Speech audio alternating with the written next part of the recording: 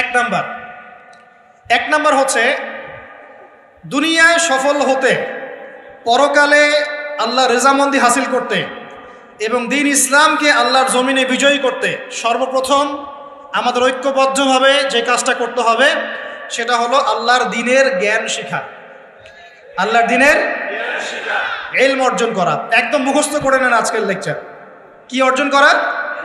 ইলম অর্জন করা, দ্বীনি ইলম অর্জন করা। আপনি দুনিয়াবি ইলমে ডক্টর, ইঞ্জিনিয়ার, পাইলট, ব্যারিস্টার, জজ যাই হন, দ্বীনি ইলম অর্জন করতে হবে। আপনি যেই হন না কেন, যে কেউ হন না কেন, দ্বীনি ইলম আপনাকে অর্জন করতে হবে। কতটুকু অর্জন করতে হবে? কতটুকু? যতটুকু অর্জন করলে আমি শিরক চিনতে পারি, তাওহীদ চিনতে পারি, আমি সুন্নত চিনতে পারি, বেদাত চিনতে পারি, আমি হালাল চিনতে পারি, হারাম চিনতে পারি, আমি হক চিনতে পারি, বাতিল চিনতে পারি, আমি ঈমান ভঙ্গের কারণ জানতে পারি, আমি ওযু, গোসল, নামাজ, ইকামত, কালিমা, আমাদের এই যে বুনিয়াদী শিক্ষা, দ্বীন ইসলামের বুনিয়াদী শিক্ষা আমাকে অর্জন করতেই হবে। রাজি আছেন ইনশাআল্লাহ? বাংলাদেশের বহু মানুষ নামাজ ঠিক মতো পড়তে জানে না, বহু মানুষ ওযু করতে জানে না, বহু মানুষ ইস্তেনজাও করতে জানে না, আর বহু মানুষ কোরআন তেলাওয়াতও করতে জানে। কোরআন তেলাওয়াত বিশুদ্ধ করে না শিখলে আপনি আজান দিতে পারবেন না, ইকামত দিতে পারবেন না। আপনি নামাজে দাঁড়িয়ে আল্লাহু আকবার বলে সানা পড়তে, সূরা ফাতিহা পড়তে, আরেকটা সূরা মেলাতে, রুকুর তাসবিহ, সিজদার তাসবিহ, তাশাহুদ, দুরুদ, মাসুরা এগুলো শুদ্ধ করে পড়তে পারবেন। আর শুদ্ধ করে যদি না পড়েন অর্থ বিকৃত হয়ে যাবে প্রচুর। মানে আমরা তো নামাজকে কি যে বানিয়ে ফেলেছি, আল্লাহ মাফ করুন, সুবহানাল্লাহ। মানে নতুন নতুন কত শব্দ বের করে ফেলেছি নামাজের মধ্যে।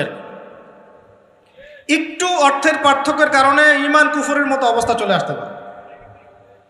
বিশুদ্ধ করে তাজবিদ সহকারে কোরআন তেলাওয়াত করা শিখতে হবে প্রথমে। আপনাকে মাদ্রাসায় যেতে হলে যাবেন, মক্তবে যেতে হলে যাবেন, প্রয়োজনে টিচারকে বাসায় নিয়ে এসে যদি পড়তে পারেন পড়েন, যেভাবে হোক আপনাকে কোরআন তেলাওয়াত শিখতেই হবে। আল্লাহ পাক তৌফিক দান। আমরা নামাজের মধ্যেই বলছি আলহামদুলিল্লাহ, আলহামদুলিল্লাহ রাব্বিল আলামিন। কি এটা? এটা কি পড়লেন? মন্ত্র? আলহামদুলিল্লাহ রাব্বিল আলামিন এটা কি? আলহামদুলিল্লাহ। এই যে আলহামদু শব্দটা সঠিক করে উচ্চারণ করতে পারছেন অনেক। আলহামদু মানে সমস্ত প্রশংসা আল্লাহর জন্যে। আলহামদুলিল্লাহ সমস্ত প্রশংসা। আলহামদুলিল্লাহ কি? আলহামদুলিল্লাহ মানে সমস্ত নিন্দা আল্লাহর জন্য। নাউযুবিল্লাহ। আমার কথা কি বিশ্বাস করছেন না? ওলামায়ে কেরামকে জিজ্ঞাসা করেন। কুল হু আল্লাহু আহাদ এটা কি? কুল হু আল্লাহু আহাদ মানে কি? তো কুল মানে খাও, কুল মানে কি? কুল হু আল্লাহু আহাদ, বলুন তিনি আল্লাহ এক। শব্দের অর্থ আছে তো? এখানে পেশাব করিবেন না, করিলে এত টাকা জরিমানা। কমাটা যদি নায়ের পরে নিয়ে বসাই তাহলে এখানে পেশাব করিবেন না, করিলে। আপনারা কি মনে করেন যে আরবির এরকম সিকোয়েন্স নাই?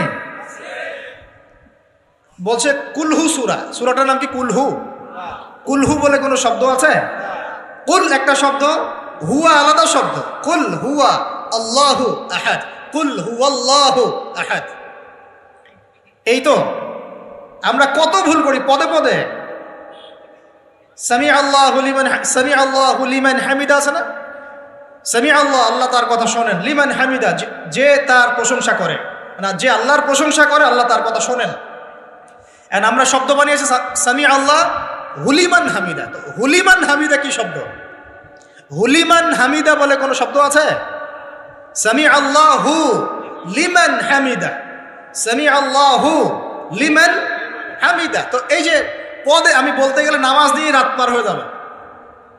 পদে পদে পদে পদে আল্লাহু আকবার শব্দটা আল্লাহু আকবার, আল্লাহু আকবার বানিয়ে দেয়। আকবার, আকবার মানে কি? অনেকের আজান শুনে মনে হয় যে গিয়ে একটা পিটন লাগাই দিয়ে, ইকামত শুনলে মনে হয় যে একটা পিটন লাগাই দেয়। কাতকা মাতি সালা, কাতকা মাতি সালা, এটা আবার কি? এগুলো কি? মানে এই যে এগুলো কেন হচ্ছে জানেন? একটাই কারণে, কারণ বিশুদ্ধ করে আমরা কুরআনুল কারীম তেলাওয়াত করা শিখছি না। তো দিন কায়েম করবে, দাওয়াতের কাজ, মেহনত, জিহাদ, ইকামত দিন, কত বড় বড় কথা। আর বেসিক এই কোরআন তেলাওয়াত করা শেখার নাম নাই। আমরা ইয়াংদের মধ্যে একটা সমস্যা দেখছি এখন, ফ্যান্টাসি ফ্যান্টাসি ফ্যান্টাসি মানে আগে হয়তো মানে বিপথে ছিল, হেদায়েত পেয়েছে, ইসলামের দিকে এসেছে, এখন অনেক বড় বড় স্বপ্ন, মাশাআল্লাহ, স্বপ্ন দেখা ভালো, বড় বড় স্বপ্ন, বড় বড় ইচ্ছা, অনলাইনে বসে গরম করে ফেলছে একদম, ফেসবুক গরম, ইউটিউব গরম, হ্যাঁ, ব্লগ দিয়ে ভর্তি গরম, কিন্তু বেসিক যে কোরআন তেলাওয়াতটা করা শিখবে সেটা ঠিক নেই। 3 মাস কোরআনটা তেলাওয়াত করা শিখবে একজন আলেমের কাছে নাই। একটা কোর্স লঞ্চ করে দেন 6 মাস ক্লাস করবে না, প্রথমে 1 মাস ক্লাস করে পরে নাই, 5 মাস নাই। তো এইভাবে ভাই দিনের হয়তো সামান্য কিছু খেদমত হতে পারে, সামগ্রিক পরিসরে ইসলাম বিজয়ী হবে না। এক কথায় আমরা যদি এই যুগের আবু বকর, ওমর, ওসমান, আলী রাদিয়াল্লাহু আনহুম আজমাইন হতে না পারি, তাহলে এই যুগের সেই ইসলামী খেলাফা বাস্তবায়িত হবে না। এটা হলো মূল কথা। এই পথের প্রথম কাজটাই হচ্ছে দ্বীনি ইলম অর্জন করা। আর ইলম অর্জন করাটা আপনার জন্য কি? নফল, মুস্তাহাব, সুন্নত না ফরজ? এটা কে বলেছেন?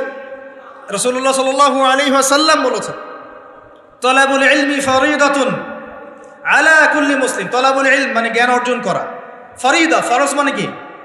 ফরজ মানে বাধ্যতামূলক, আলা কুল্লি মুসলিম, কুল্লি মানে কি? প্রত্যেক, কুল্লি মানে কি? কুল্লু মানে প্রত্যেক, প্রত্যেক মুসলমানের উপরে, প্রত্যেক মুসলমান যে মুসলমান দাবি করে নিজেকে, কালিমা পড়েছে, তার উপরে জ্ঞান অর্জন করা ফরজ করেছেন। আপনি কোরআন তেলাওয়াত না শিখে থাকতে পারবেন না, তো এটা আপনার উপর ফরজ করা হয়েছে। নামাজ কি পড়ছেন, কি বলছেন, এটা আপনাকে শিখতে হবে, তো এটা ফরজ করা হয়েছে। আজান দেওয়া শিখতে হবে, একামত দেওয়া শিখতে হবে, ইমামতি করার যোগ্যতা অর্জন করতে হবে।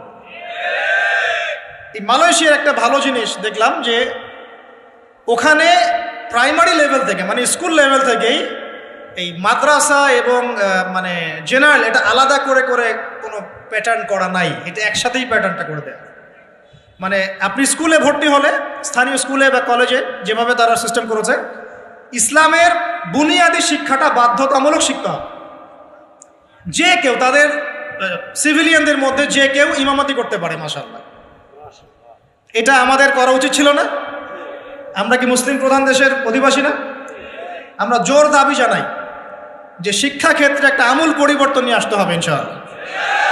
একদম প্রাইমারি লেভেল থেকে ইসলামিক শিক্ষাকে আমাদের দেশে বাধ্যতামূলক করা হোক। মাদ্রাসা শিক্ষা মাদ্রাসায়, আবার সেকুলার শিক্ষাতে, এই দুদিকে চলছে। তাহলে একজন ব্যক্তি যে এই যে স্কুলে ভর্তি হলো, আপনার ছেলে এখানে 10 বছর পড়বে, এসএসসি পরীক্ষা দিবে, এইচএসসি, তারপরে অনার্স মাস্টার্স, এই 20 বছরে ইসলামটা শিখবে কি? যতটুকু শিখছে এই শিক্ষাটা তো প্র্যাকটিক্যালে প্রয়োগও করতে পারছে না।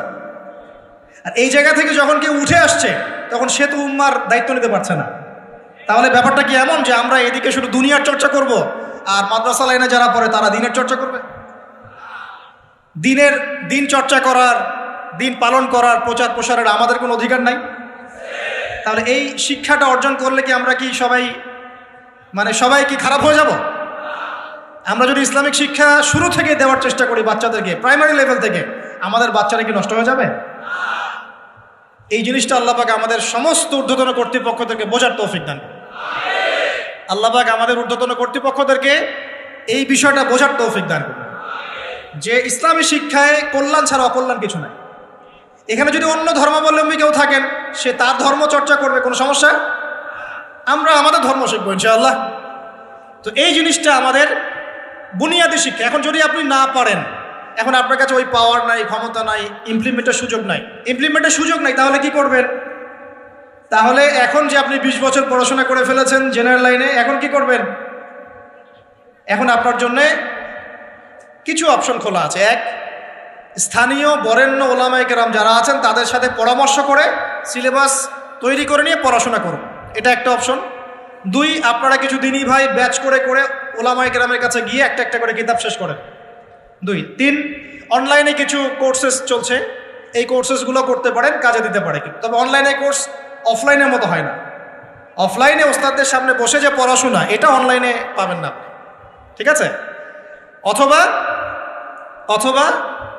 আপনার যদি সুযোগ থাকে তাহলে প্যাটার্ন চেঞ্জ করে এই প্যাটার্নে যেতে হবে। এগুলো ছাড়া তো আপনার সামনে কোনো অপশন খোলা নাই। যে আমরা যদি মাদ্রাসাগুলোতে এবং আমাদের শিক্ষা প্রতিষ্ঠানগুলোতে জেনারেলদের জন্য আরবির কোর্স আর মাদ্রাসা শিক্ষার্থীদের জন্য জেনারেল কোর্স রাখি, তাহলে উভয়ে শিক্ষিত হতে পারবে। মনে করেন এই ভাই মাদ্রাসায় পড়েছেন, মাশাআল্লাহ তিনি মাদ্রাসার সব জ্ঞানই রাখেন আলহামদুলিল্লাহ, কিন্তু সায়েন্স শিখতে পারেন নাই, নামাজ শিখতে পারেন নাই, ওযু শিখতে পারেন নাই। এখন এই ভাইকে কি করবেন? এই ভাইকে ইসলামিক কিছু ডিপ্লোমা কোর্সের আওতায় আনতে হবে, এনে অফলাইন বা অনলাইনে শিক্ষা দিয়ে তাকেও মানুষ করে গড়ে তুলতে হবে। এই তো যদি আমরা চিন্তা করি, আমরা চিন্তা করতে হবে আমাদেরকে জাতি নিয়ে, বড় বড় কথা বললে হবে না তো। যুব সমাজের এখন যে অবস্থা, আপনি সামনে একটা ভয়ঙ্কর বিকলাঙ্গ যুব সমাজ দেখতে পারবেন। মস্তিষ্ক বিকৃত হয়ে গেছে এদের মোবাইল ফোন দিয়ে। মোবাইল ফোন, পর্নোগ্রাফি, মেয়েদের ফিতনা, হারাম অ্যাফেয়ার্স, মাদক, জুয়া, টিকটক, এই করতে করতে এদের মস্তিষ্কর সুস্থতা নষ্ট হয়ে গেছে। আল্লাহর কসম, আল্লাহর কসম করে বলছি, এরা সুস্থ না। একটা চিত্র খুব কমন দেখতে পারবেন, 10টা-20টা ছেলে গোল হয়ে বসে আছে ফোন নিয়ে, সবার মনোযোগ নিচের দিকে। ওয়ার্ল্ডে কি হচ্ছে, আসমানে কি হচ্ছে, জমিনে কি হচ্ছে, কোথায় মুসলিমদের উপর বোম পড়লো, কোনো ফিকিরই নাই ওর। আপনি মনে করেছেন যে এই যুব সমাজ আগামীতে দেশের হাল ধরবে? আমি হলফ করে বলতে পারি কোনোদিন দেশের উপকার করতে পারবে। আপনি নষ্ট করে ফেলছেন যুব সমাজকে, নষ্ট করে ফেলছেন। এদেরকে সুস্থতার দিকে নিয়ে আসতে হলে ইসলামী শিক্ষার কোনো বিকল্প নাই, নামাজের কোনো বিকল্প নাই। এদেরকে সামাজিক কাজে লাগিয়ে দিতে হবে, সোশ্যাল কাজে, সামাজিক উন্নয়নমূলক কাজে, এই যে মানবতার সেবামূলক কাজে, প্র্যাকটিক্যাল কিছু কাজে, কিছু বানাও, কিছু করো, সায়েন্স নিয়ে ঘাটাঘাটি করো, কিছু প্রযুক্তি উদ্ভাবন করো, তোমরা কিছু করো। দেখেন আমরা যত কিছু ব্যবহার করি সব কিছু কিন্তু ইহুদি খ্রিস্টানদের। এই যে আমি যে মাইকে কথা বলছি, এই মাইকে ইসলামের বড় বড় কথা বলছি, এই মাইকটাও দেখা যাবে যে মুসলমান তৈরি করে নেয়। তাহলে এটা কি কাম্য ছিল? আর এই বিশ্বের যত শিক্ষার বুনিয়াদ, এই বুনিয়াদের শিক্ষা দিয়েছে মুসলিমরা। বিশ্বাস না করলে খালি আপনি 1200 বছর ইতিহাসটা পড়ে দেখেন। ইবনে সিনার নাম শুনেছেন? চিকিৎসা বিজ্ঞান দাঁড়িয়ে আছে ইবনে সিনার উপরে, নাম শুনে নেই? জাবির ইবনে হাইয়ানের নাম শুনেছেন? এই কেমিস্ট্রি না থাকলে আপনি ওষুধ তৈরি করতে পারবেন না। কেমিস্ট্রি না থাকলে কি পারবেন না? মেডিসিন তৈরি করতে পারবেন না। এটা দাঁড়িয়ে আছে কেমিস্ট্রি জাবির ইবনে হাইয়ানের উপরে, যাকে ইউরোপে বলে গ্যাবর ইবনে হাইয়ান। এরকম নাম প্রচুর আছে। আপনি এই যে ম্যাথামেটিক্সের কথা বলেন, জ্যোতির্বিদ্যার কথা বলেন, তারপরে প্রাণীবিদ্যার কথা বলেন, এই রক্ত সংবহন যন্ত্রের কথা বলেন, এক একটা সাবজেক্ট ধরে ধরে দেখেন, সবগুলার গোড়ার মধ্যে আমাদের মুসলিম মনীষীদের অবদান আছে। এমনকি এই যে পুরো বিশ্বের যে দর্শনগুলো চলছে, যত দর্শন, ফিলোসফিক্যাল থটস, আমরা ফিলোসফি পড়েছি, এই ফিলোসফিগুলোর গোড়ায় গিয়ে আপনি দেখবেন সব মুসলিম দার্শনিকদের নাম লেখা আছে। আমরা ইমাম গাজালির নাম জানি না, ইবনে রুশদের নাম জানি না, হ্যাঁ আমরা অনেক কিছু জানি না। আসলে আমরা শেকড় ভুলে গেছি এখন। বিশ্বাস করেন আমরা এই যে প্রযুক্তি, মোবাইল ফোন, টিকটক, মেয়েদের পিছনে ঘুরতে ঘুরতে, অ্যাফেয়ার, বাইক চালানো, আমরা আমাদের জীবনের লক্ষ্যই ভুলে গেছি। আল্লাহ পাক আমাদের যুব সমাজকে তাদের জীবনের লক্ষ্য বোঝার তৌফিক দান করুন। ভাই আল্লাহ পাক আপনাকে এমনি এমনি সৃষ্টি করেন নাই, আমাকে এমনি এমনি সৃষ্টি করেন নাই। আল্লাহ পাক চান আমাদের কাছে আমরা যেন তার দ্বীনের জ্ঞান অর্জন করি এবং এই জ্ঞান অনুযায়ী আমল করি। এই আমলটা সমাজে ছড়িয়ে দেই, ইসলামের দাওয়াতের মেহনত ছড়িয়ে দেই, যাতে একটা সময় হলেও যেন আল্লাহর জমিন, আল্লাহর দ্বীন কায়েম হয়। এটা আল্লাহ পাক চান আমাদের কাছে। আল্লাহ পাক আমাদেরকে এই জন্য সৃষ্টি করেন নাই যে একটা মেয়ের জন্য আত্মহত্যা করে ফেলবে নাকি। একটা মোবাইল ফোন একটা মেয়েকে কিনে দিয়েছেন, তার জীবন নষ্ট করে ফেলছে। যে বাবারা মেয়েদেরকে ফোন কিনে দিয়েছেন, জীবন নষ্ট করে ফেলছে এবং তার মাধ্যমে আরো 10টা ছেলেরও জীবন নষ্ট করেছে। আর সত্যি কথা বলছি, এখন আমরা তো ঢাকা শহরে থাকি, মানে এখানে ছেলেদের চেয়ে মেয়েরা বেশি পথ। হ্যাঁ, খুব ভালো লাগে ওদের। কি ভালো লাগে?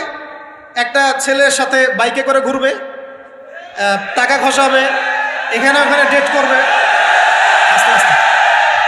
এগুলোতে খুব মজা পায়। এগুলোর জন্য কি তাকে সৃষ্টি করা হয়েছে?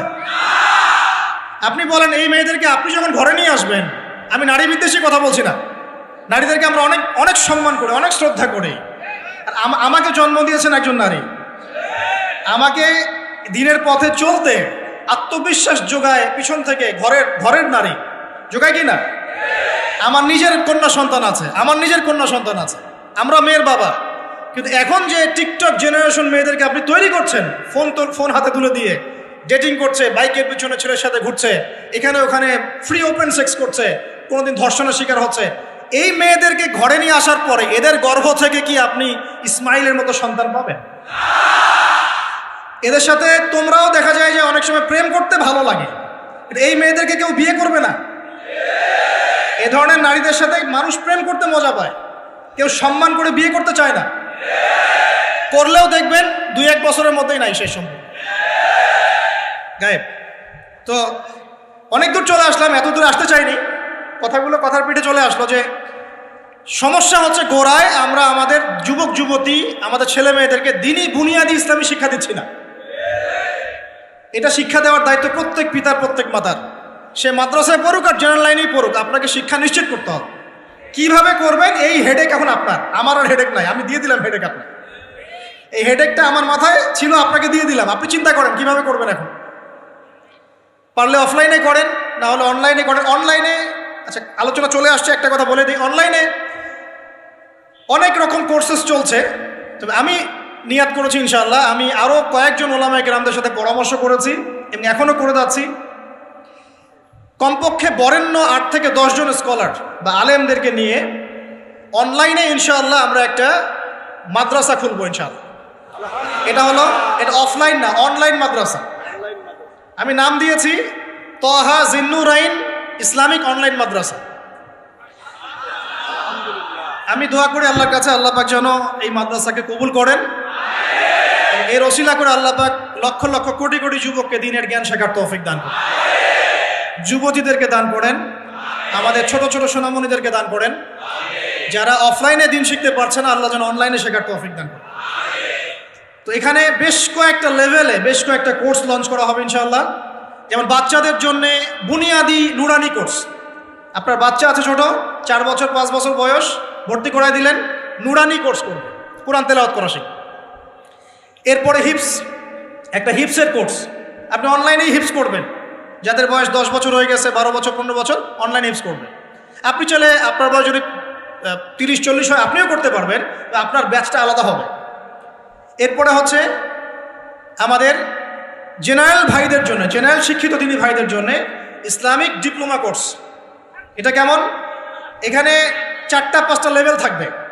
লেভেল 1 মনে করেন, এখানে আপনার বুনিয়াদি জিনিস, আপনার আকীদা, আপনার কোরআন তেলাওয়াতের জ্ঞান, আপনার দৈনন্দিন জিকির আজগার, নামাজ, আপনার হাদিসের মধ্যে ফয়জুল কালামের মতো বই, ঠিক আছে, ইসলামের ইতিহাস, তারপরে ফিকহের মধ্যে ফিকহুল মুয়াসসার, এই ধরনের বই।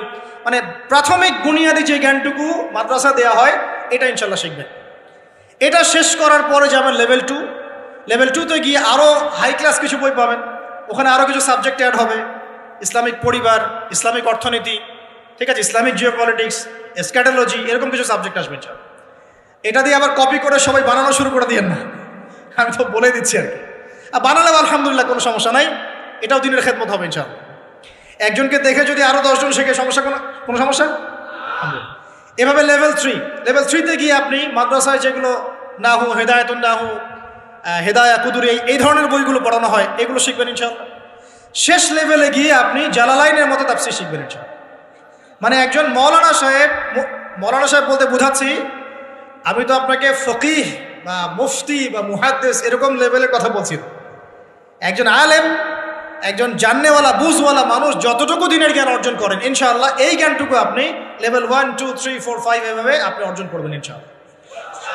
এভাবে যদি আমরা পুরো বাংলা ভাষাভাষীদের মধ্যে পুরো ওয়ার্ল্ড ওয়াইড এটাকে ছড়াতে পারি, ইনশাআল্লাহ আগামী 5 বছরের মধ্যে আমরা আশাবাদী কমপক্ষে 1 লক্ষ মানুষ তো দিন শিখবে ইনশাআল্লাহ। আল্লাহ পাক আমাদেরকে তৌফিক দান করুন। এবং এগুলো হবে খুব স্বল্প মেয়াদি, 6 মাস, 4 মাস, 6 মাস এরকম কোর্স, যাতে আপনি বিরক্ত না হন। কারণ আমি অভিজ্ঞতা থেকে দেখেছি 1 বছরের কোর্স মানুষ করতে চায় না। দিনী বোনদের জন্য কোর্স থাকবে এবং দিনী বোনদের ক্লাস নেবেন মহিলা টিচাররা ইনশাআল্লাহ। দিনী বোনদের ক্লাস নেবেন মহিলা টিচাররা ইনশাআল্লাহ। যদি কেউ প্যারেন্টিং নিয়ে কোর্স করতে চান, প্যারেন্টিং কোর্স থাকবে, সন্তান প্রতিপালন। যদি কেউ পরিবার নিয়ে কোর্স করতে চান, ফ্যামিলি ডেভেলপমেন্ট কোর্স থাকবে।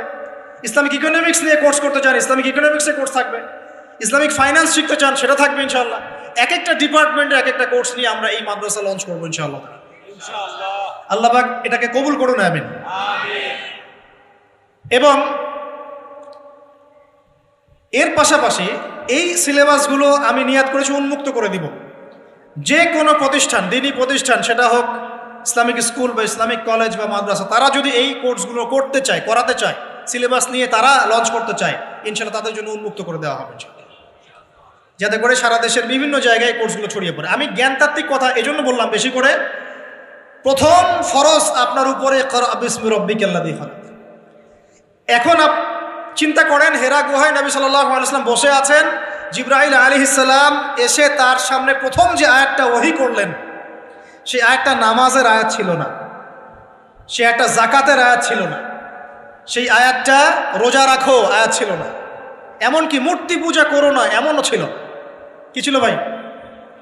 ইকরা, আপনি পড়ুন, আপনি পড়ুন, হে নবী আপনি পড়ুন। নবীজি কিন্তু পড়তে জানতেন না, আপনারা জানেন কি? নবী সাল্লাল্লাহু আলাইহি ওয়াসাল্লাম কিন্তু লিখতে পড়তে জানতেন না। আল্লাহ পাক এমন একজন মানুষকে সুবহানাল্লাহ শেষ নবী করেছেন, যিনি লিখতে জানতেন না, পড়তে জানতেন, যাতে কাফেররা এই অপবাদ দিতে না পারে তুমি আগের কিতাবগুলো থেকে দেখে দেখে লিখে নিয়ে আসো। সুবহানাল্লাহ, আল্লাহু আকবার। তো নবী সাল্লাল্লাহু আলাইহি ওয়াসাল্লাম বলেন, মা নবী কারি, আমি তো পড়তে জানি না। তিনি কি বলছেন? সহিহ বুখারী খুলে দেখেন, দ্বিতীয় হাদিসটা, মা নবী কারি, আমি তো পড়তে জানি না। তারপরেও জিবরাইল আলাইহিস সালাম বলেন, ইকরা, আপনি পড়ুন, বিসমি রাব্বিকাল্লাযী খালাক, আপনার রবের নামে যিনি আপনাকে সৃষ্টি করেছেন। সুবহানাল্লাহ। সর্বপ্রথম এই জ্ঞানতাত্ত্বিক বিপ্লব হয়েছে মক্কার মাটিতে, তখনই আবু বকর, ওমর, ওসমান, আলীর মতো সাহাবী তৈরি হয়েছে। জ্ঞান ছাড়া শুধু বড় বড় কথা দিয়ে আর জ্ঞানহীন আমল দিয়েও কোনো কাজ নাই। জ্ঞানহীন আমল দিয়ে কিন্তু খুব একটা কাজ হয় না। আপনি হয়তো মনে করছেন যে আমি ইমাম সাহেবকে জিজ্ঞাসা করে নেব, ব্যাস হয়ে গেল। কিন্তু জ্ঞান অর্জন করে আমল করার যে স্বাদ আর জ্ঞানহীন আমলের স্বাদ কখনো এক না। শুধু একটা হাদিস শোনা যান যে মেসওয়াক করি আমরা, যে দাঁত ব্রাশ করি, মেসওয়াক করি, যে ব্যক্তি মেসওয়াক করে এটা আল্লাহর কাছে অনেক বেশি পছন্দের। আল্লাহ পাক ভালোবাসেন মেসওয়াক করনেওয়ালাকে। এটা যখন আপনি জানলেন, এরপর যখন আপনি ব্রাশ করতে যাবেন, মেসওয়াক করতে যাবেন, আমলে স্বাদ পাবেন না? অজু করলে গোনাগুলো ঝরে যায়, যখন আপনি জানলেন যে অজু করলাম আমার অঙ্গ দিয়ে গোনা ঝরে যাচ্ছে, এটা ফিল করে অজু করলে স্বাদ পাবেন। নামাজে দাঁড়িয়ে আছেন, নামাজের প্রত্যেকটা শব্দ যদি আস্তে আস্তে পড়েন, ধীরে ধীরে অর্থগুলো বোঝার চেষ্টা করেন, নামাজের স্বাদ পাবেন। শুধু হাতটা তুলে শেষ রাতে আল্লাহকে বললেন যে আল্লাহুম্মা আতিনা ফিদ দুনিয়া হাসানা ওয়া ফিল আখিরাতি হাসানা ওয়া কিনা আযাবান নার। আল্লাহ, আমাদেরকে দুনিয়াতে আপনি কল্যাণ দেন এবং পরকালেও কল্যাণ দেন। আল্লাহ, আমাদেরকে জাহান্নামের আগুন থেকে বাঁচান। এই যে ফিলিংস, এটা আপনি না বুঝে পড়লে পাবেন। না বুঝে পড়লে একটা চর্চা, প্র্যাকটিস হয়, কিন্তু রুহানিয়াত আসে না। তো প্রিয় দিনী ভাইরা, এই জন্য শিক্ষা, জ্ঞান, দিনী ইলম অর্জন সবার আগে। আল্লাহ পাক আমাদের সবাইকে দিনী ইলম অর্জনের তৌফিক দান করুন। অনলাইন মাদ্রাসা খুললে ভর্তি হবেন তো ইনশাআল্লাহ? আচ্ছা, আরো বড় বড় চমক আসবে ইনশাআল্লাহ।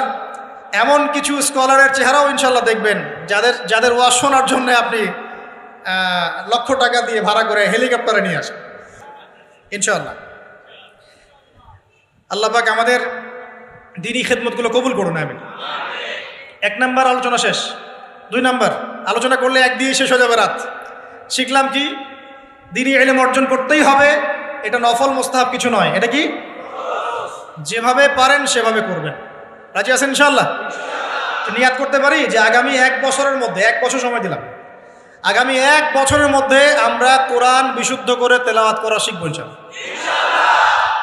শুধু তাই না, যারা কোরআন তেলাওয়াত করতে জানি, 1 বছরের মধ্যে কোরআনের শুরু থেকে শেষ পর্যন্ত, আলিফ লাম মিম থেকে মিনাল জিন্নাতি ওয়ান নাস পর্যন্ত অন্তত একবার পুরো খতম দেব ইনশাআল্লাহ। আর যারা আরো ভালো পড়তে পারি, দ্রুত পড়তে পারি বা হাফেজে কোরআন আছি, 1 বছরের মধ্যে আলিফ লাম মিম থেকে মিনাল জিন্নাতি ওয়ান নাস অন্তত একবার যে কোনো একটা তাফসীর বা অনুবাদ করে দেখব ইনশাআল্লাহ। পারা যাবে ইনশাআল্লাহ? একটা তাফসীর বাসায় কিনবেন, মাস্ট বি। যারা বিগিনার, মানে নতুন শিখছেন, নতুন পড়া শিখছেন, তারা কিনবেন মারিফুল কোরআন। কি কিনবেন? এগুলো কিন্তু ভাই ওয়াজ না, এটা আপনার সাজেশন। ওয়াজ করলে সুর করে অনেক ওয়াজ করা যায় কি না? এই কথাগুলো আপনার জীবনে কাজে দিবে ইনশাআল্লাহ, সারা জীবন কাজে দিবে ইনশাআল্লাহ। যারা বিগিনার, মানে আপনি শুরু করেছেন প্রথম, বড় বড় বই আগে ধরতে যাবেন না, আগে মানে নিচু লেভেলের বইগুলো, নিচু লেভেল বলতে সহজ বইগুলো আগে পড়বেন। প্রথম পড়বেন তাফসির পড়তে গেলে মারিফুল কোরআন, যারা বিগিনার। যারা অনেক পড়াশোনা করছেন, চর্চা করছেন, ভালো কোন তাফসির পড়বো ফিক্স করতে পারছেন না, দুটো তাফসির বলুন। এক হচ্ছে তাফসির ইবনে কাসির, তাফসির ইবনে কাসির, এটা পড়তে পারেন, হাদিস দিয়ে করা আছে তাফসিরটা। অথবা আমার সবচেয়ে ফেভারিট তাফসির, সেটা হলো তাফসিরে জালালাইন। তাফসিরে, এটা রহমতের বৃষ্টি, চিন্তা করেন না। কিসের বৃষ্টি? বদরের যুদ্ধের আগের রাত্রে বৃষ্টি হয়েছে। বদরের যুদ্ধের আগের রাত্রে কি হয়েছে? ওই বৃষ্টির সম্পর্কে আল্লাহ পাক বলেছেন এটা হলো রহমতের বৃষ্টি, যাতে তোমাদের কলব শক্ত হয়। আর আমাদের হাতে এখন 15-20 মিনিট সময় আছে, আমরা গুটিয়ে নিব। তো তাফসির কোনটা পড়বেন বিগিনাররা? তাফসিরে মারিফুল কোরআন, ঠিক আছে, বাংলা অনুবাদ আছে। আর যারা একটু স্টাডি করেন বেশি, তারা পড়বেন ইবনে কাসির এবং জালালাইন। জালালাইনটা সবচেয়ে মজা পাবেন, স্বাদ পাবেন, অনেক কিছু আছে এর মধ্যে। জালালাইনের মধ্যে এত এত রস আছে, এত নূর আছে, মারিফত আছে, যেটা আমি অন্য অন্য তাফসিরে পাই না। আল্লাহ পাক লেখককে জান্নাতুল ফিরদাউস দান করুন। দুজন সংকলন করেছেন। তো এরপরে আমরা ইলম অর্জনের পরে দ্বিতীয় যে কাজটা করা দরকার পুরো গ্লোবাল প্রেক্ষাপটে এবং উম্মার জন্য, ব্যক্তিগত পর্যায়ে, সব ক্ষেত্রে দ্বীনের স্বার্থে, সেটা হলো ইলম অনুযায়ী আমল করতে হবে। ইলম অনুযায়ী আমল শুরু হবে ভাই আগামীকাল থেকে না, আজকে রাত থেকে ইনশাল্লাহ। আগামীকাল থেকে আমল না, এখন থেকে আজকে রাত থেকে আমল ইনশাল্লাহ। এই রাতের আমল কি? ঘুমানোর সময় ঘুমানোর সুন্নত, সূরা মুলক তেলাওয়াত করবেন, আয়াতুল কুরসি পড়বেন, সূরা ফাতিহা, ফালাক, নাস, ইখলাস, পারলে সূরা ওয়াকিয়া ইত্যাদি পড়ে নিজেকে দম করে নেবেন, ব্যাস, তারপরে ঘুমিয়ে যাবেন। ঘুমানোর সময় আল্লাহুম্মা বিইসমিকা আমুতু ওয়া আহইয়া, এই সময় দোয়া কবুল হবে। বৃষ্টির সময় কি হয়? আচ্ছা, আমরা মাঝখানে দোয়া করে নেই, বৃষ্টি যদি শেষ হয়ে যায় আবার আমরা দোয়া করে আল্লাহ পাক আমাদের সবাইকে দ্বীনি ইলম অর্জনের তৌফিক দান করুন। আমাদের সবাইকে আল্লাহ পাক দ্বীনি ইলম অনুযায়ী বেশি বেশি আমল করার তৌফিক দান করুন। আল্লাহ পাক বক্তা শ্রোতা সবাইকে, খাস করে আমাদের যুব সমাজকে আল্লাহ পাক লম্বা নেক হায়াত দারাজ করুন। আল্লাহ পাক আমাদের সবাইকে আদর্শ পরিবার করে দিন। আমাদের সন্তানদেরকে আল্লাহ পাক মানুষ করার তৌফিক দান করুন। আমাদেরকে আল্লাহর ঘর জিয়ারতের তৌফিক দান করুন। আল্লাহ পাক আমাদের সবাইকে দিন রাত দাওয়াতের কাজ করার তৌফিক দান করুন। আল্লাহ পাক আমাদের সবার মধ্যে যে অসুস্থতাগুলো আছে, সমস্ত অসুস্থতা আল্লাহ দূর করে দিন। আল্লাহ পাক আমাদের হায়াতে রিজিকে বরকত দান করুন। আল্লাহ পাক আমাদের মা বোনদেরকে পর্দায় থাকার তৌফিক দান করুন। আল্লাহ পাক আমাদের সমাজ, আমাদের রাষ্ট্র, আমাদের প্রশাসন, আমাদের সরকার সবাইকে হেদায়েত করুন। আল্লাহ পাক আমাদের মধ্যে আপোষে মিল মহব্বত দান করুন। আল্লাহ পাক আমাদেরকে আল্লাহর জমিনে আল্লাহর দ্বীন কায়েমের তৌফিক দান করুন। 2 নম্বর কাজ, ইলম অনুযায়ী আমল করা। ইলম অনুযায়ী আমল শুরু হবে কালকে থেকে, এখন থেকে। আমল করা মানে হচ্ছে এক কথায় আমাদের জীবনের প্রতিটা কাজ রাসূলুল্লাহ সাল্লাল্লাহু আলাইহি ওয়াসাল্লামের সুন্নাহ মাফিক করব ইনশাআল্লাহ। রাজি আছি তো ইনশাআল্লাহ? এই ঘুম থেকে শুরু হবে। আপনার ঘুমটা এখন সুন্নাহ মাফিক হবে, আমারটা কিন্তু হবে না। এই যে রাত্রে করে আমরা জার্নি করছি, এটা সুন্নাহ মাফিক হচ্ছে না। আল্লাহ কাছে মাফ চাই, আল্লাহ পাক ওজর দেখবেন ইনশাআল্লাহ। তবে অভ্যাস করবেন এশার নামাজের পরেই কি করতে? ঘুমাতে, যাতে করে তাহাজ্জুদে আপনি উঠতে পারেন। ওই বরকতময় সময় আল্লাহ পাক প্রথম আকাশে নেমে আসেন। কিভাবে নেমে আসেন এটা বোঝার বা জানার দরকার নেই আমার। আল্লাহ পাকের রহমত নেমে আসে। আল্লাহ রাব্বুল আলামিন আহ্বান করতে থাকেন, কে আছো আমার কাছে কিছু চাইবে আমি তোমাকে দিব? কে আছো আমাকে ডাকবে আমি তোমার ডাকে সাড়া দিব? কে আছো আমার কাছে ক্ষমা চাইবে আমি তোমাকে ক্ষমা করে দিব? আমরা তখন ঘুম, মাশাআল্লাহ। কারণ আমরা টিকটক চালিয়েছি 3টা পর্যন্ত, ফেসবুক ইউটিউবিং করেছে 2:30-3টা পর্যন্ত। শেষ রাত্রে আল্লাহ পাক যখন নেমে আসে আহ্বান করেন, নাফরমান গাফেল বান্দা আমরা ঘুমিয়ে থাকি। আস্তাগফিরুল্লাহ। অথচ ওই সময়ে যে দোয়াই করা হবে আল্লাহ কবুল করবেন ইনশাআল্লাহ। আমাদের দোয়ার অভাব, কত দোয়া, কত চাওয়ার জন্য হুজুরের কাছে আসতে হয় না। চাওয়ার জন্য শেষ রাত্রে জায়নামাজে দাঁড়িয়ে যান, আল্লাহ কবুল করবেন ইনশাআল্লাহ। শেষ রাত্রে যদি আমরা জাগতে না পারি, আমাদের দ্বারা দিন কায়েম হবে না ভাই। সাহাবীরা যারা বদর, উহুদ, খন্দকে যুদ্ধ করেছেন, তারা শেষ রাত্রের দরবেশ ছিলেন, দরবেশ। শেষ রাত্রের দরবেশ আর দিনের বেলা ঘোরসাওয়ার। কি বুঝলেন? শেষ রাত্রে দরবেশ মানে একদম আল্লাহওয়ালা মানুষ, শেষ রাত্রে চোখের পানিতে জায়নামাজ ভিজে যাইতো, দাড়ি ভিজে যাইতো। এই মানুষগুলো আবার দিনের বেলা ছুটতেন, ঘোড়া ছুটাতেন, তাদের হাতে ইসলাম বিজয় লাভ করেছে। অতএব শেষ রাত্রে জাগার অভ্যাস করে আল্লাহ পাক তৌফিক দান করুন। সাউন্ড শুনতে পাচ্ছেন? আচ্ছা, ঠিক আছে। তাহলে আমল শুরু হবে আজকে থেকে, রাত থেকে। তারপর দিন ঘুম থেকে উঠলেন, ফজর নামাজ জামাতে পড়বো না? নামাজের পরে তেলাওয়াত করবো না? জিকির আজগার করবো না? তারপর একটু পড়াশোনা করবো কিনা? খাওয়া দাওয়া কেমন হবে? 7 পেট নাকি নবী সুন্নাহ মাফিক? কাফেররা খায় 7 পেট। কয় পেট? আর মুমিন বান্দা খায় পেটের 3 ভাগের 1 ভাগ। খাওয়ার টেবিলে হেরে গেলে যুদ্ধের মাঠে জিততে পারবেন না। খাওয়ার টেবিলে হেরে গেলে যুদ্ধের মাঠে জিততে পারবেন না। যুদ্ধ মানে আদর্শিক যুদ্ধের কথা বলছি, ইলেকশনের যুদ্ধের কথা বলছি না। ঠিক আছে, আল্লাহ মাফ করো। তো এই সিজনগুলো আসলে অনেক ভাই মারা যায় কিনা? আল্লাহ পাক আমাদেরকে আপোষের এই ফিতনা থেকে হেফাজত করুন। সব পশ্চিমা ষড়যন্ত্র, এগুলো কি সব কি বলেন? পশ্চিমা ষড়যন্ত্র। ভাইয়ে ভাইয়ে মারামারি লাগিয়ে দিয়ে নাকে তেল দিয়ে ঘুমায় ওরা ভাইয়ে মারামারি লাগিয়ে দিয়েছে। ভাই মুসলিম ভাই ওরা এখন মারামারি করে, আমরা নাকে তেল দিয়ে ঘুমাই। এই হলো অবস্থা। আর আমরা বুঝতেও পারছি না যেটা আমরা ওদের ষড়যন্ত্রের মধ্যে পড়ে গেছি। আল্লাহ আমাদেরকে মাফ করুন। অনেক ইসলামপন্থী ভাই এখানে নেমে পড়েন, কি মনে করে নামেন আল্লাহ ভালো জানেন। তবে জেনে রাখেন, এই পথে নবী সাল্লাল্লাহু আলাইহি ওয়াসাল্লামের দাওয়াত এবং ইকামতের দিন ছিল না। নবী সাল্লাল্লাহু আলাইহি ওয়াসাল্লামের পথেই দিন কায়েম হবে ইনশাআল্লাহ। আল্লাহ পাক আমাদেরকে পশ্চিমা গোলক ধাঁধা থেকে হেফাজত করুন। এখন আসেন ভাই, তাহলে আমরা আমাদের জীবনের প্রত্যেকটা কাজ যদি নবী সুন্নাহ মাফিক করি, এলেম অনুযায়ী আমল হয়ে যাবে ইনশাআল্লাহ। রাজি আছি তো ভাই? ব্যাস এতটুকু কথা। এখন শুধু কি ব্যক্তিগত আমলই আমার দিনের অন্তর্ভুক্ত, না আমার পরিবার, সমাজ, অর্থনীতিও আছে? কোনটা? আমার পারিবারিক জীবন তাহলে কার সুন্নত মোতাবেক চলবে? নবীর সুন্নত না পশ্চিমা সুন্নত? আর পরিবারগুলো পশ্চিমা সুন্নতে চলে না? পশ্চিমা কালচার। জন্মদিন করেন, বিবাহ বার্ষিকী করেন, আরো কত কি করেন, হ্যাঁ তাই না? সাজগোজ থেকে শুরু করে কাপড় চোপড়, পোশাক আশাক, বাথরুমের টয়লেট পর্যন্ত। বাথরুমের টয়লেট তো সব ইংলিশ নাকি? হ্যাঁ, তো নবী সুন্নাহ মাফিক এখানে তো আপনি বসতে পারবেন না। নবী সুন্নাহ মাফিক এখানে আপনি বসতে পারবেন না। তো মালয়েশিয়ার একটা কনফারেন্সে বলে আসছিলাম যে নবী সুন্নাহ মাফিক বসা মানে হচ্ছে বাম পায়ে ভর দিয়ে ডান পায়ে একটু উঁচু করে বসা। ইলম অর্জন করতে থাকেন, হাদিসের মধ্যে পাবেন। নবী সাল্লাল্লাহু আলাইহি ওয়াসাল্লাম ইস্তেনজা করতে বসতেন বাম পায়ে ভর দিয়ে ডান পায়ে একটু উঁচু করে। যারা এভাবে বসে তাদের ইস্তেনজা খুব সুন্দর হয়, ক্লিয়ার হয়ে যায়। আর আপনি ইংলিশ টয়লেটে বসেন, দেখি কেমনে বসবেন? পারবেন? তাহলে এই যে বললাম, প্রতিটা জায়গায় ফিতনা। তো বাসায় অ্যাটলিস্ট এমন ওয়াশরুম রাখেন যেখানে নবী সুন্নাহ মাফিক ইস্তেনজা করা যায়।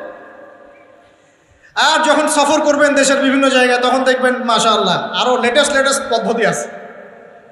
ছোট ছোট কিছু গামলা রেখে দেওয়া হয়েছে, ওখানে দাঁড়ায় করতে হবে, বসার কোনো অপশন নাই।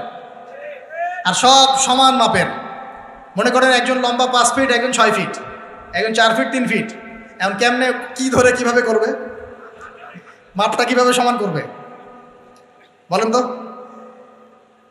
একটা হাদিস আমার বুঝে আসছে এ সফর করতে করতে, সেটা হচ্ছে, আমি কখনো বলিনি এভাবে যে পশ্চিমা সভ্যতা হচ্ছে ইয়াজুজ আর মাজুজ, এটা আমি বলি না।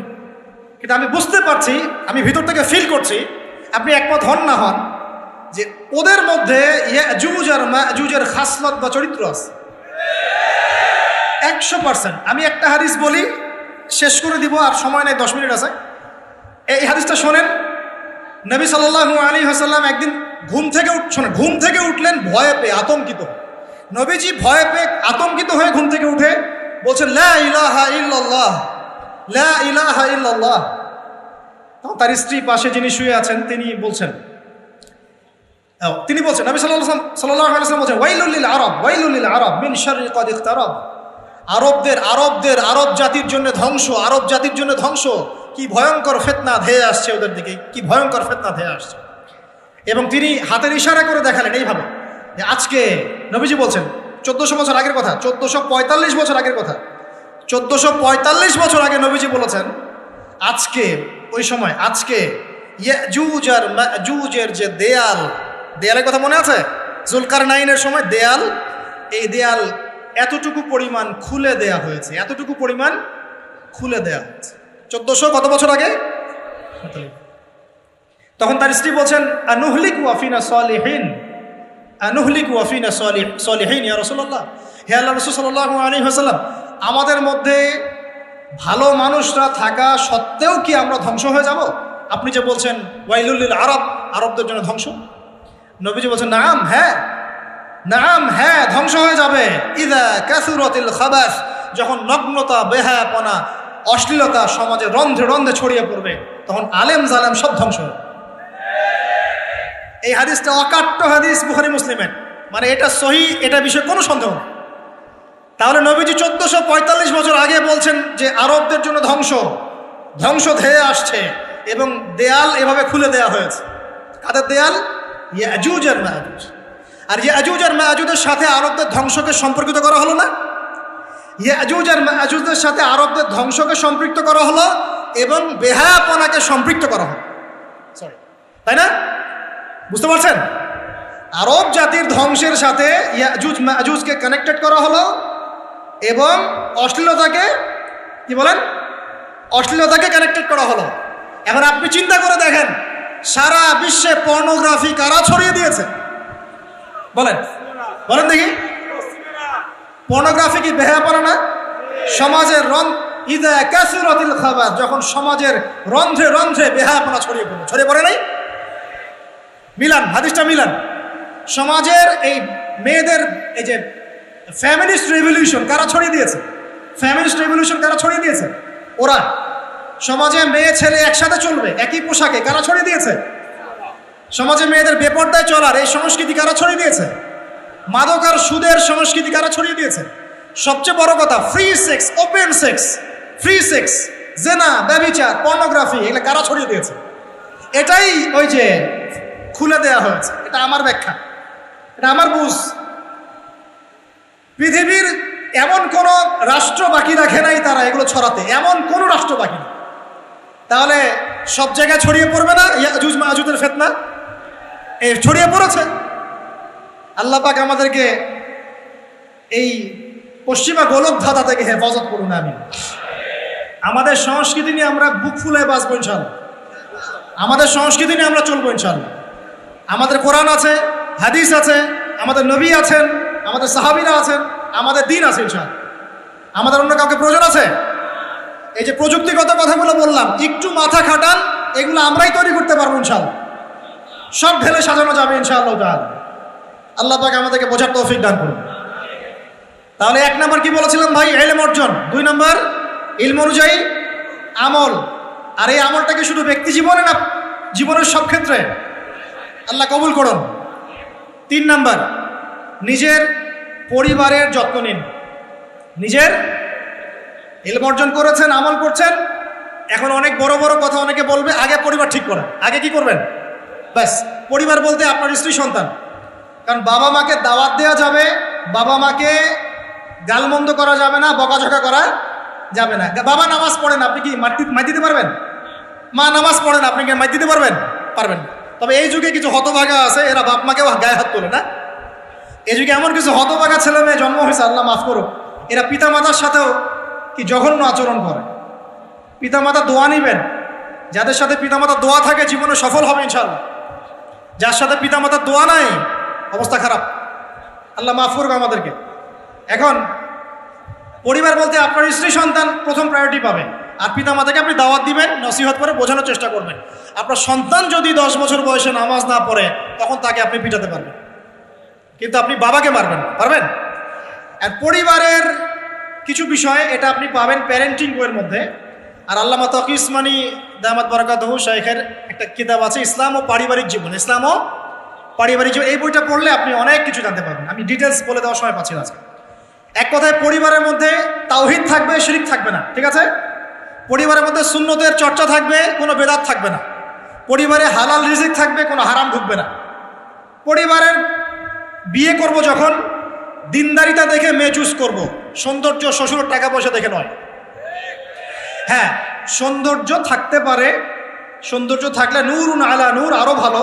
কিন্তু যদি মেয়েটা এই যে আমাদের এখনকার সুন্দরী বলতে আপনারা যাদেরকে বোঝেন, নাম নিচ্ছি না, তাদের মতো সুন্দরী নাও হয়, মন খারাপ করার কিচ্ছু নাই। এগুলো সব আর্টিফিশিয়াল সুন্দর। কি সুন্দর? আসল সৌন্দর্য হচ্ছে কলবে। আসল সৌন্দর্য কোথায়? কলবে। আর তাদের কাছে যা আছে আপনার স্ত্রীর কাছে তাই আছে। এমন এক্সট্রা অর্ডিনারি কিছু নাই ওদের কাছে। যা আপনার স্ত্রীর কাছে আছে তা তাদের কাছে সেম জিনিস, সেম। এখানে এত বেশি লোভনীয় হওয়ার কিছু নাই। পর্নোগ্রাফি দেখতে দেখতে মানুষের মাথাটা এমন নষ্ট হয়ে গেছে, নিজের স্ত্রীকে এখন আর ভাল লাগে না, মানুষের বউকে ভাল লাগে। তাই না? এটার একমাত্র কারণ পর্নোগ্রাফি দেখা। যারা পর্নোগ্রাফিতে আসক্ত, আল্লাহ পাকের কাছে তওবা করবেন, বের হয়ে আসবেন, নাহলে আপনি জীবনে কখনো সুখী হতে পারবেন না। আপনি মন থেকে কখনো কনফিডেন্ট থাকতে পারবেন না, সুখী হতে পারবেন না। আল্লাহর সামনে দাঁড়ায় চোখের পানি ফেলতে পারবেন না। চোখটা নষ্ট হয়ে গেছে তো। আল্লাহ পাক আমাদের যুবক ভাইদেরকে পর্ন থেকে হেফাজত করুন। নিজের দৃষ্টি নত রাখবেন, ইনশাআল্লাহ আল্লাহ পাক আপনাকে খাদিজা রাদিয়াল্লাহু আনহার মতো স্ত্রী দিবেন ইনশাআল্লাহ তাআলা। আল্লাহর প্রতি ভরসা রাখেন, আল্লাহ পাকের কাছে যা চাবেন ইনশাআল্লাহ পাবেন। আল্লাহর প্রতি যে ধারণা রাখবেন আল্লাহ তেমনই হবেন ইনশাআল্লাহ। কেউ যদি ধারণা রাখে আল্লাহ আমার সাথে নাই, আল্লাহ আমাকে দিবে না, আল্লাহ তার সাথে থাকবে না। কেউ ধারণা রাখে আল্লাহ আমার সাথে আছে, আল্লাহ আমার সাথে আছে, আল্লাহ আমাকে বুঝেন, আল্লাহ আমাকে দিবেন, আল্লাহ অবশ্যই দিবেন ইনশাআল্লাহ। ওয়া ইয়াতাওয়াক্কাল আলাল্লাহি ফাহুয়া হাসবুহ। যে ব্যক্তি আল্লাহর প্রতি তাওয়াক্কুল করে আল্লাহ তার জন্য একদম যথেষ্ট হয়ে যাবে। হাসবুনাল্লাহ ওয়া নি'মাল ওয়াকিল। বলেন হাসবুনাল্লাহ ওয়া নি'মাল ওয়াকিল। স্ত্রী চুজ করবেন কি দেখে? শ্বশুরের টাকা, যৌতুক নেবেন, দিনদারিতা। আর দিনদারিতা কি বাইরের বোরখা দেখেই ফিক্স করা যাবে?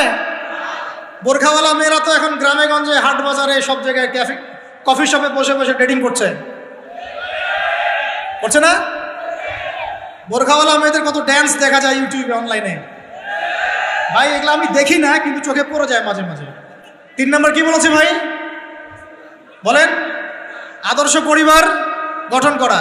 কোন বইয়ের নাম বললাম? কার বই পড়বেন? আল্লামা তাকি উসমানী দামাত বারাকাতু। বইটার নাম কি? ইসলাম ও পারিবারিক জীবন। ইসলাম ও পারিবারিক জীবন। কিনতে পারবেন তো ইনশাল্লাহ? বন্ধুদের সাথে চা খেতে বসলে 1000 টাকা বিল হয়, এখন 500 টাকা বিল হয় না? একটা বই কিনতে 200 টাকা লাগে না। কিনতে পারবো কি না? যারা বই কিনে বইয়ের প্রতি মহব্বত রাখবে আল্লাহ ওদেরকে এলেম দান করবেন ইনশাআল্লাহ। আমি একদিন বলেছি না, বই নিয়ে একটা লেকচার দিয়েছি না? বই কিনতাম টাকা বাঁচিয়ে বাঁচিয়ে। বিশ্বাস করেন এখন বই হাদিয়াই পড়ে শেষ করতে পারি না আমরা। হাদিয়ার পর হাদিয়া বই পড়ে আছে বাসা, শেষই করতে পারছি না। বইয়ের প্রতি মহব্বত রাখেন, আল্লাহ পাক আপনাকে অনেক জ্ঞান দিবেন ইনশাআল্লাহ। 4 নাম্বার, খুব শর্ট করে শেষ করি। 4 হচ্ছে আমাদের রিজিকটা হালাল করতে হবে। রাজি আছি ইনশাআল্লাহ?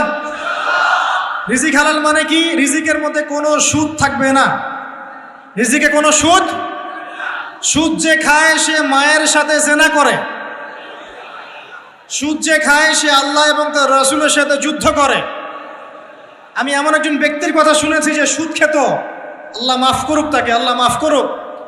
আমাকে বলেছেন একজন, আমি শুনেছি এটা, যে ইন্তেকালের পরে দুনিয়াতেই পেটটা ফুলে গিয়েছিল। নাউজুবিল্লাহ, আল্লাহ হেফাজত করুন। মেরাজের রাতে নবী দেখে এসেছেন সুদখোরের পেটের মধ্যে সাপ কিলবিল করছে, রক্তের নদীতে ফেলে মাথা ফাটিয়ে দেওয়া হচ্ছে। আল্লাহ এবং তার রাসূলের সাথে যুদ্ধ করে কেউ সফল হতে পারবে? আল্লাহর ওয়াস্তে সুদের চাকরিটা ছেড়ে দেই ভাই, আল্লাহর ওয়াস্তে ছেড়ে দেই, সুদের চাকরি ছেড়ে দেই। আল্লাহর হাতে আমার রিজিক, আল্লাহই খাওয়াবেন ইনশাআল্লাহ। সারা দুনিয়ার লক্ষ কোটি মাখলুককে আল্লাহ যদি খাওয়াতে পারেন, আমাকেও সুদ ছাড়া খাওয়াতে পারেন। খালি ধৈর্য ধরেন, রিজিক আসবেই ইনশাআল্লাহ। আর যেখানে ঘুষ সেখানে নাই, যেখানে ঘুষ সেখানে আমি নাই। এখানে ভাই যদি কোনো সরকারি কর্মকর্তা থাকেন বা কেউ যদি ঘুষের সাথে সম্পৃক্ত থাকেন, সরকারি বেসরকারি যেই হন, আজকে রাত্রে বাসায় গিয়ে খাস তওবা করে নেন। আল্লাহ, আমি জীবনে যত অর্থনৈতিক অন্যায় করেছি আমাকে মাফ করুন। আল্লাহ পাক মাফ করে দিবেন ইনশাআল্লাহ। এবং আগামী জীবনে ঘুষমুক্ত জীবন যাপন করার চেষ্টা করি। আল্লাহ তৌফিক দান করুন। অমুসলিমরা এখন এইসব সংস্কৃতি মেনে চলে, মুসলিমরা কেন মানবে না? মানা উচিত কি না? আল্লাহ তৌফিক দান করুন। আর ব্যবসার মধ্যে কিন্তু অনেক রিজিক আছে। 10 ভাগের 9 ভাগই কোথায়? ব্যবসায়। শুধু চাকরির পিছনেই ছুটবেন না। আর চাকরি যদি করেন অনেস্টির সাথে করবেন, উদ্যোক্তা হন, অর্থনৈতিকভাবে নিজেকে স্বাবলম্বী করার চেষ্টা করেন, তারপরে বিয়ে শাদী করতে যান। আল্লাহ পাক তৌফিক দান। না হলে ছেলে মানুষের সম্মান কমে যায়। ছেলে মানুষকে হাত পাততে হলেই সম্মান কমে যায়। তো প্রিয় ভাইরা, 4 নম্বর নসিহত খুব সংক্ষিপ্ত করে, আমাদের রিজিক হতে হবে কি ভাই? হালাল।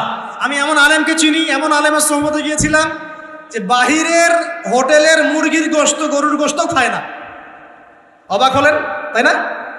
হজ করতে গিয়েছে, সেখানেও খায় না। ফল খেয়ে থাকে, কারো রুটি খেয়ে থাকে, দুধ খেয়ে থাকে। কারণ এই মুরগি যে জবাই করার সময় বিসমিল্লাহ বলা হয়েছে কোনো গ্যারান্টি নাই। এই গরু জবাই করার সময় বিসমিল্লাহি আল্লাহু আকবার বলা হচ্ছে কোনো গ্যারান্টি নাই।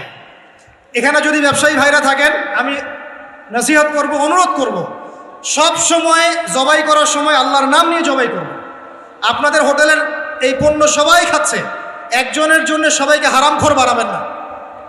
আল্লাহর ওয়াস্তে মানুষকে হারামখোর বানাবেন না। বিসমিল্লাহি আল্লাহু আকবার বলে জবাই করবেন। আল্লাহ পাক তৌফিক দান করুন। সন্দেহ আছে না একটা? আচ্ছা, অতএব হালাল খাওয়ার চেষ্টা করি। আল্লাহ পাক তৌফিক দান করুন। এমন অবস্থা, মানুষ দাওয়াত দিলে আমরা এখন বলি, আমরা বলি যে আল্লাহর কসম দিয়ে বলছি, আপনি নিশ্চিত করেন এর মধ্যে কোনো হারাম টাকা নাই, তাহলে খাবো ভাই, না হলে খাবো। নিশ্চিত করতে পারলে খাবো, না হলে খাবো না। এভাবে রিজিকটাকে শক্ত করে হালাল করার চেষ্টা করি। আল্লাহ আমাদের সবাইকে তৌফিক দান করুন।